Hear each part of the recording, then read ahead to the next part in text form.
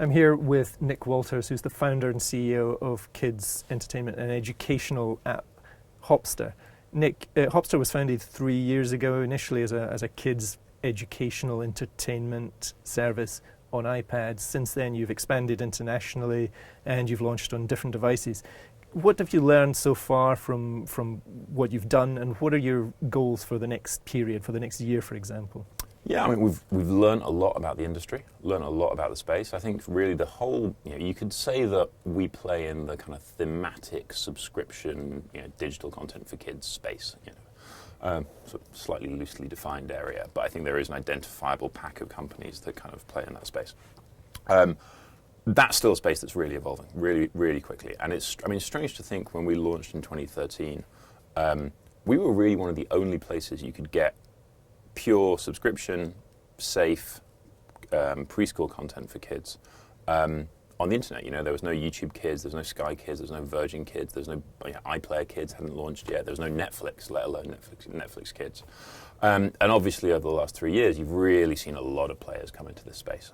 And I think what we are reminded of every day is the need to make sure that we are continuing to push on the things that make us different, continuing to push on, doing what we're all about, which is helping kids learn through the content they love and through the shows they love, applying technology to the content we have and to the shows we have and to the platform we have to really deliver that in a way that's different from what you'd get on a pure play video service, and making sure that every day we can answer the question that our users sort of pose us, which is, how is this service, how is Hopster making my life better, making my life easier, having my kids be better entertained and better educated.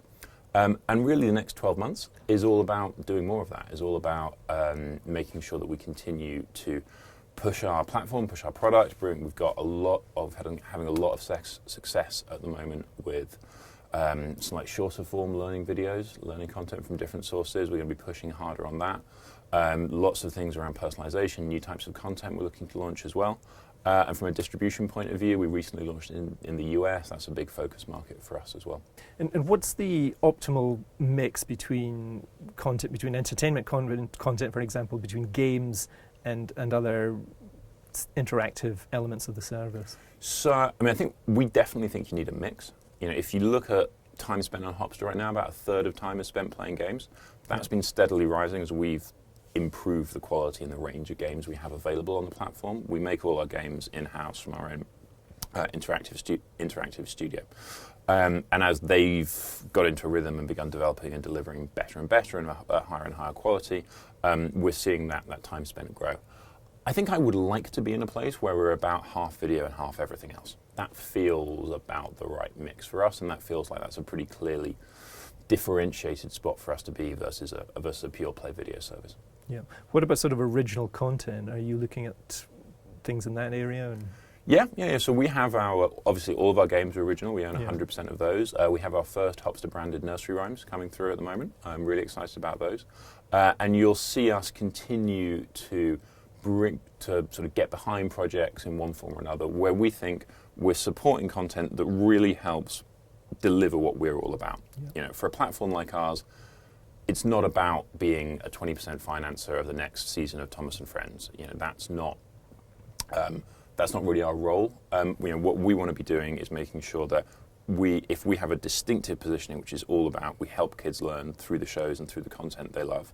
We're looking for short form content that really helps fit our curriculum and drives that sort of unique point of difference to parents. Yeah, and with the international expansion you talked about launching in the US, what impact does that have on the mix and also the investment in content you need to make to have local relevance in these markets? Yeah, I think one of the nice things about preschool is it is quite global. I think a lot of the if I look at our quote unquote big titles, Thomas, Bob, Pepper, Ben and Holly's Little Kingdom, those kind of real premium driver content, lots of those travel very well. By and large, you'll see many of those shows amongst the top 4 or 5 shows of kids' favourites across the world.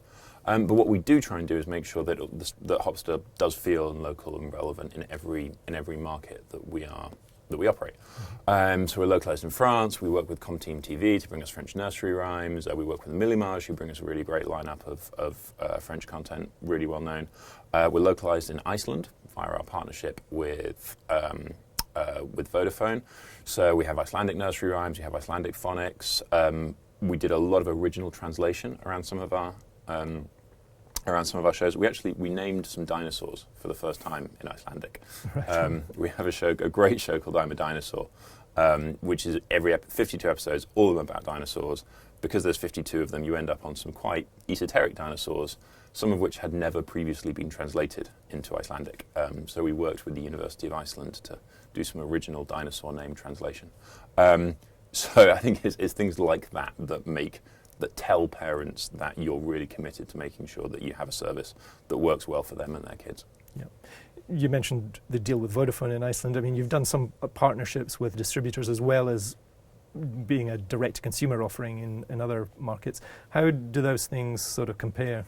Yeah, I think people sometimes talk about like a B2B model and a direct-to-consumer model as if they're two completely separate and indivisible things, two completely separate things.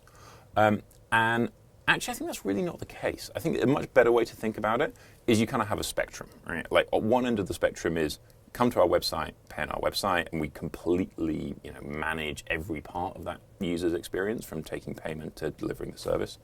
Over to the other end of the spectrum, which might be doing a fully bundled deal into someone else's content package. In between that, you have lots of staging posts. When we work with Apple, we let Apple handle most of our customer billing via in-app payment. We sort of own that customer, but Apple also have a big role to play. We work with operators where we do operator billing. They might market us, they might promote us, but there's still a direct user payment to us, albeit through the carrier's platform. A bit further down the track, there's things where we are bundled into someone else's content package, and there's not really a direct specific user payment for Hopster. They're paying for a broader bundle. So you see all these different models, and I think really there's a continuum there rather than two. And you want to pick the model that's right for your platform partner and that's right for the market. Yeah, great. Now, you initially launched as an iPad offering. You've talked about Apple a bit as well. I mean, you've most recently launched in Roku, so you've expanded the range of devices you're on. What sort of rules do you set in terms of the devices and platforms you match up with, and what impact does that have on the functionality of the service? Yes, it's a really interesting question. It's something we think about a lot. Where we've got to, and honestly, this has taken some learning and experimentation to get to, is we really want to be on big platforms. I think that's the first thing. It makes for a platform like ours, which has a significant direct-to-consumer element to it. We want to be reaching as many people as possible. So the reason we like Apple TV, the reason we like Roku, is that they're big platforms that reach a lot of people. We want it to be easy for users to subscribe, or easy for users to find us as well. So the approach to the platform takes editorial is important. It's normally helpful if there's a pretty clear path for users to subscribe. It's better if they're not bouncing between a TV set and the website to go and pay, and then back with some complicated logins you need to remember. You want that journey to be as seamless as possible. And then you want a good technical development environment. One of the reasons that we've been able to do really cool stuff on Apple TV 4th Gen is it's a really capable hardware device. It's packing good memory, it's got good RAM. That lets us do things around making interactivity happen on the TV set, around giving parents a great set of controls so they can set a timer for bedtime. You need a certain level of hardware environment to do that, so that's also important for us. Great. Now, you recently had an investment from Sony. What impact has that had on the company, and how are you set up in terms of your future business planning?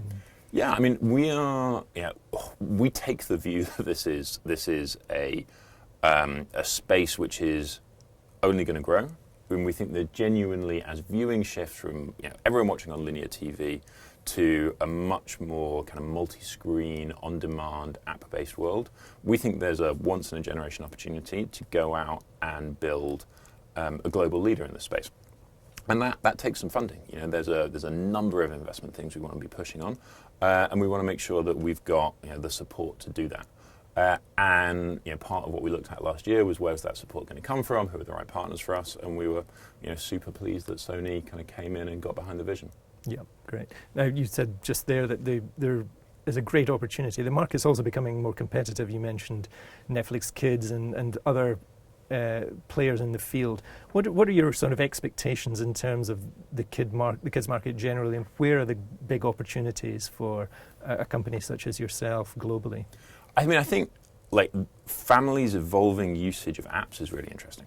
And so if you think back 2 or 3 years, like broadly the App Store ran on this model that was, either you pay like 99p or a couple of quid to download an app, use it for a couple of weeks, throw it away, or get the next one. Or you might have a kind of a free download and then transactional in-app payment, which was also a model that parents really disliked because you were constantly being hit up for $69.99 for some gold unicorn teeth or whatever. And it was also actually a difficult model for developers as well. You saw it was difficult to build a sustainable business on those kind of transactional models. And what you've seen over the last year or so is kind of Apple and the developers really come together to think, okay, what's the right model for kids? Well, it's probably subscription. It's probably building destinations that families are going to keep coming back to and that are really going to deliver value on month on month, year on year. So if you look at the top grossing charts of the App Store in the UK, the US, you've gone from a place where almost everything was a transactional app to almost everything is a subscription app. And I think you're going to see the App Store continue to consolidate around a smaller number of kind of hub apps for kids that really play a big part in kids' lives and kind of own and earn a slot on the home screen for everyone's devices. And that's what we're focused on being. We want to be a must-have app for every family with a preschooler in the world. Great. Well done so far, and thanks very much. Thanks a lot. Thanks so much.